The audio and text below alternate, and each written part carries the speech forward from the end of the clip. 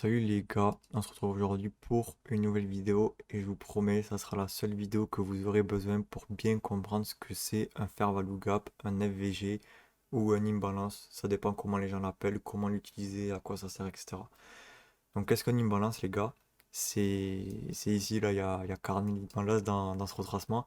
Donc qu'est-ce qu'un imbalance? C'est par cycle de 3 bougies en fait. Donc si vous prenez ces 3 bougies par exemple, l'imbalance c'est ce qu'il y a entre cette mèche là et ce qu'il y a entre cette mèche là. En gros, une balance, c'est le vide qui a été laissé par cette mèche et cette mèche entre les deux bougies.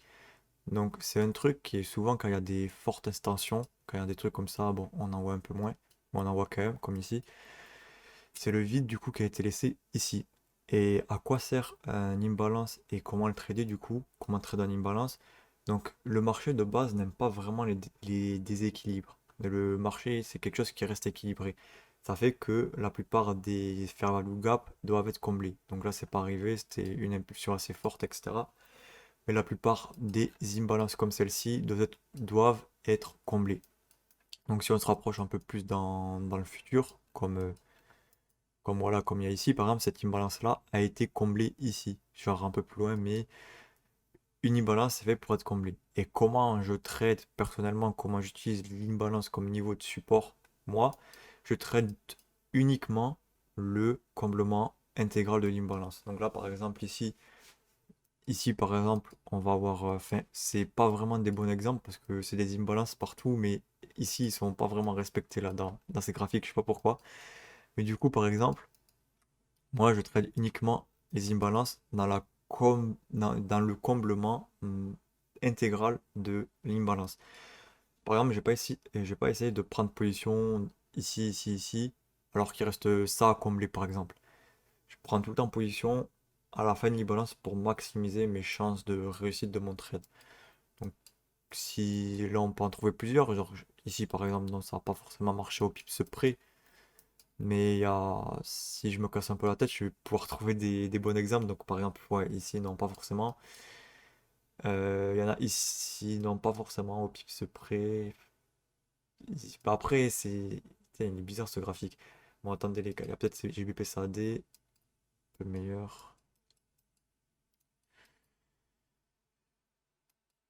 Ouais, donc là, il y en a à peu près partout, mais il n'y a pas ce que si, par exemple ici. Genre là, il y a un morceau d'imbalance ici. Tac, tac. Ça a dépassé un peu, mais du coup, moi, quand je traite, c'est ce que je recherche. C'est le comblement intégral de l'imbalance. Donc là, ça l'a comblé intégralement. C'est même aller un peu plus haut d'ailleurs. Et après, c'est redescendu. Et s'il y a une mèche, c'est pour ceux qui demandent, s'il y a une mèche, ça va, faut pas que ce soit le corps. Faut pas que. Normalement, ça doit être une mèche. Sur l'extrémité de l'imbalance, normalement, ça devrait être une mèche. Et quelles sont les autres utilisations de l'imbalance? Donc l'imbalance, ça peut être utilisé aussi pour déterminer la tendance. Donc là, par exemple, vous voyez que le prix fait des imbalances baissiers et les comble pas. Ça veut dire qu'on est dans une tendance baissière. Et un bon indicateur de retournement de tendance, c'est voir que les imbalances commencent à être comblées. Donc là, par exemple, l'imbalance qui a été ici commençait à être comblée, s'est fait dépasser. Et le prix derrière a créé Non, là, il n'en a pas forcément créé. Mais dans la théorie, le prix, quand il remonte, quand il comble les imbalances baissières, si le prix part haussier et qu'il comble des imbalances haussières, le prix repart haussier en général. Donc on pourrait trouver un exemple sur lequel ça a marché. Donc là par exemple il y a une imbalance haussière ici, en gros qui a été comblée dans la foulée. Et du coup le prix il passe de faire des imbalances haussières pendant tout ce retracement à faire des imbalances baissières. Ça fait que pendant les imbalances baissières, ici par exemple, là l'exemple que je vous ai montré tout à l'heure, le prix commence à créer des imbalances baissières, ça veut dire que le prix est reparti baissier. Donc ça peut être aussi utilisé pour ça, les imbalances, pour déterminer la tendance. Et, euh, et voilà les gars, donc ça c'est une imbalance baissière, elle n'a pas été comblée au maximum. Ça c'est une imbalance haussière, ça c'est une imbalance haussière qui d'ailleurs a très très bien réagi. Là vous voyez ici, ça vient mécher là pour ensuite repartir à la hausse. Donc là par exemple on fait un petit retracement, retracement haussier, ça monte, ça monte, ça monte. le prix baisse, le prix n'a pas, si le prix a créé une petite imbalance baissière ici, le prix commence à créer des imbalances baissières, elle a respecté l'imbalance haussière, elle est repartie à la hausse, et la tendance haussière s'est continuée jusqu'à ici, ça continue à créer des imbalances haussières, jusqu'à se faire dépasser, à se faire rattraper, à combler l'intégralité de l'imbalance et c'est reparti baissier jusqu'à créer des imbalances baissières comme ici, qui a été respecté d'ailleurs, etc., etc., etc. Après, à la fin, dans la deuxième partie de cette vidéo là, on arrive.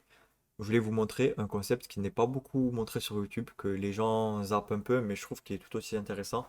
Donc je pense pas que je réussirai à trouver un bon exemple parce que c'est assez rare, mais en gros, si par exemple ici il y en a un, en gros c'est les FVG extérieurs. Donc ça c'est un FVG comme vous pouvez le voir, c'est un FVG ici, que je vous explique au début de la vidéo. Et qu'est-ce qu'un FVG externe ou un FVG extérieur? C'est quand on a une grosse mèche qui passe derrière le FVG, qui le transperce, une grosse mèche comme ici. Je vous montrerai d'autres exemples par la suite pour que vous ayez bien compris, qui le traverse. Et là, en gros, ça fait un niveau. Donc, ça, c'est un niveau où généralement il y a cette demande qui peut largement être tradable. Et moi aussi, je le trade de temps en temps. Je m'en sers comme support pour confirmer les analyses que je fais. Et attendez, les gars, je vais vous trouver d'autres exemples. Je vous montre. Bon, alors, je pense que les gars, j'aurais pas pu vous trouver meilleur exemple. Donc là, par exemple, ici, on a FVG. Voilà. On a un fair value gap ici. Et en gros, on a, comme je vous ai dit, une mèche qui est ici qui vient transpercer le FVG. Et en gros, bon, ça n'a pas été respecté au pips près non plus. Mais vous voyez que on a eu la réaction ici proche du niveau du FVG extérieur. Donc là, à la 2-3 pips près, on avait notre réaction sur notre niveau. Et du coup, voilà, ça c'est un FVG externe. Quand il y a des. Ici comme ici, genre ici il y a le fair value gap, et la mèche, une mèche qui transperce le FVG. Là d'ailleurs, il y en a deux au même endroit. Voilà. Qui, euh, qui, euh, qui va pile sur cette mèche ici, qui après le prix redescend pour ensuite remonter. Bon, ça c'est un détail. Mais on peut voir bien que cette zone a bien servi comme niveau de support pour notre FVG. Aussi, il y a un autre petit truc que je voulais vous montrer. C'est sur le Bitcoin, pour le BTC. Le FVG qu'on a eu. Donc on va prendre celui-là par exemple. Le FVG qu'on a eu en monthly. Pour vous montrer bien que les gars, c'est pas des conneries que ça marche. Moi, je l'avais même déjà tracé d'ailleurs. En gros, sur Bitcoin, là, on a eu un FVG qui. On en a plusieurs, bon, on en a là, on en a là aussi. On a eu un FVG qui a été respecté au pips près. Et du coup, les gars, c'est pour vous dire si sur Bitcoin, un monthly, pas un H4, pas un H1, pas un M15 perdu quelque part sur le graphique, si un monthly, le prix l'a parfaitement comblé le FVG pour ensuite repartir à la hausse, mais c'est que les techniques ICT, elles marchent beaucoup. Genre, elles marchent vraiment beaucoup, elles marchent pas mal de fois d'ailleurs. Et pour ceux qui diraient, ouais, c'est le niveau 50 000, il a ricoché dessus. Le niveau 50 000 il a été percé, ça a ricoché sur les 49 000, je crois. Ouais, 49 100. Mais quoi qu'il en soit, ça a ricoché, ben, c'était vraiment pas loin du FVG, voilà les gars. Donc c'est pour montrer que les techniques elles sont puissantes. Et comme je vous disais tout à l'heure, Bitcoin formait par exemple des FVG baissiers ici. Il y en avait un ici, il y en avait peut-être même un ici, ouais. Il y en avait un ici qui a été comblé pour ensuite direct repartir à la baisse. Il y en avait même un, non, il n'y en avait pas forcément, bon, au pire, c'est pas grave. Et comme vous le voyez, quand le prix casse les FVG baissiers et forme des FVG haussiers, ça veut dire que la tendance repart haussière. Donc, par exemple, sur Bitcoin, en l'occurrence, là, on aurait pu, ici, genre quand le FVG s'était fait combler à la clôture de cette bougie-là, limite, on aurait pu se rendre compte, ou limite, ça aurait été ici, on aurait pu se rendre compte que la tendance sur Bitcoin était repartie haussière. Donc là, vous aurez pu prendre un achat, bon, ça aurait pas forcément été le trade le plus propre non plus, parce que la taille du stop, elle aurait été théoriquement beaucoup plus bas. Mais voilà, ça aurait été un bon truc. Si vous voulez investir sur Bitcoin et si vous avez des convictions, etc., vous aurez pu investir ici. Vous savez que le prix, il serait parti. Genre, vous savez que le prix, il était que le prix était reparti haussier.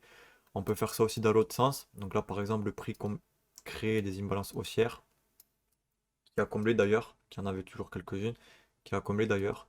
Là, le prix crée des imbalances haussières qu'il a comblé dans la foulée. Ici, il n'y en a pas. Et voilà, donc les gars, on aurait pu se rendre compte qu'à partir d'ici, quand le prix comblait ces imbalances haussières pour ensuite créer des imbalances baissières comme ici ou comme ici, on aurait pu se rendre compte que le prix commençait à être baissier, que la tendance était baissière, que c'était reparti. Voilà, donc ça c'est comment faire des analyses avec les FVC les gars, j'espère que vous avez kiffé la vidéo.